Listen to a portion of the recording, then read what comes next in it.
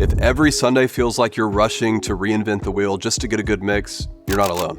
We see this all the time with volunteer teams. The mix sounds decent one week and then completely different the next, especially when you only have time for a quick sound check. In this video, I'm going to show you a straightforward approach that you can use for every song to get a consistent, great sounding mix even when time is tight.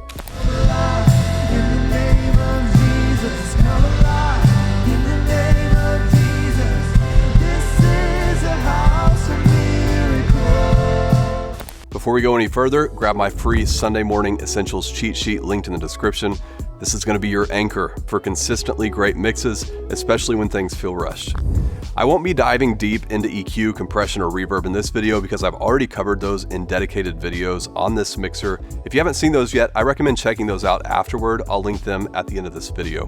On my way to rehearsal, I like to give the songs a fresh listen so I'm not mixing from memory, but from intention. So let's hear a quick section.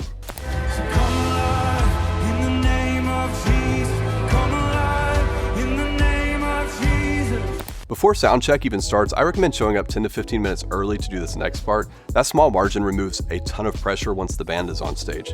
Now, assuming this is song number 1, this is how I'd fill out my cheat sheet. If you don't know the answers to any of these, just ask your worship leader to put this information somewhere visible each week because this alone will eliminate a lot of guesswork.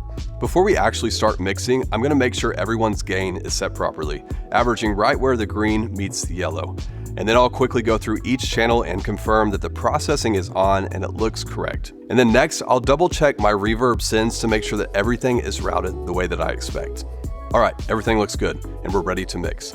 Instead of tweaking from last week's mix, I want a clean starting point. Variables change from week to week and it's really hard to mix confidently from an old perspective. So level out your faders and let's build the mix from the foundation up. Watch how quickly this comes together.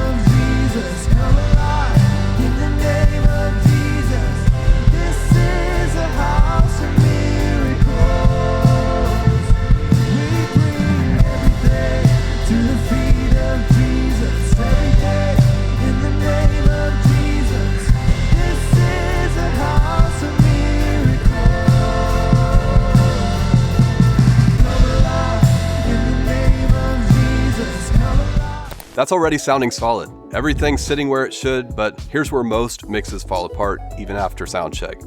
If you only get to hear one song during soundcheck, you don't guess your way through the rest of the set. This cheat sheet becomes your anchor. You build one strong mix and then respond to everything else from there. And even if rehearsal is chaotic, this still gives you something stable to come back to even when things start drifting. Here's the part most people miss though. This isn't a set it and forget it mix. The difference between a fine mix and a musical one is staying engaged the whole way through the song, making small moves on purpose. Instruments are stepping forward in a certain spot and then they get out of the way. Now, one rule I keep in mind the whole time: enhance, don't distract. If a move makes people notice the mix instead of the song, probably doesn't belong. Now, what I didn't show here is how I built the EQ, compression, and reverb that makes this whole process fast and repeatable for volunteers. Click the playlist on your screen to see that full setup on this mixer, and if you want a step-by-step system for your entire team that they can follow to get consistent mixes every week, that training, it's linked in the description.